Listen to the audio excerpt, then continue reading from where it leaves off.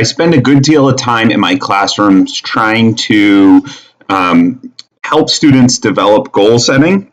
Here are some examples of a single point rubric, a analytic rubric, and a checklist that I might give for every assignment to help them understand how they're going to be assessed.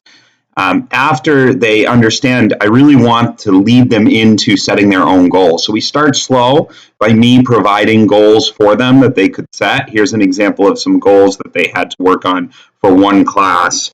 As they move forward, I try to get them to really identify their own learning targets and set personal goals, and then go on to show them different ways to show those goals.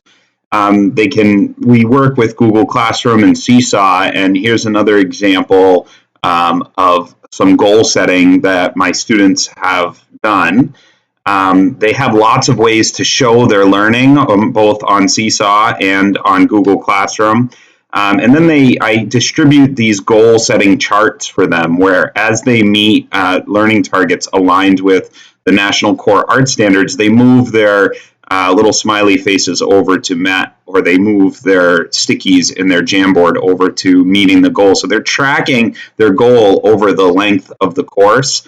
And then each time they get it closer or they hit a benchmark, really every week or sometimes every day, I have them reflect on what they've done. And here are some examples of some students posting examples of growth, and they always reflect in with videos or with pictures or writing. And here are more examples of, so I take those reflections and I give feedback. So frequent, relevant feedback through email, feedback through Flipgrid, feedback through Google Classroom. And then they take that feedback and continue to apply it to meeting future learning targets, meeting future goals.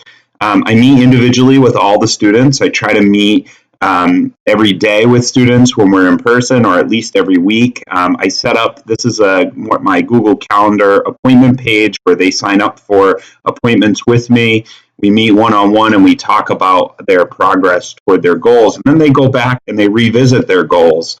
And so they'll move. The hope is that they'll take these goals and that are standards-based and meet them all by the end of my course.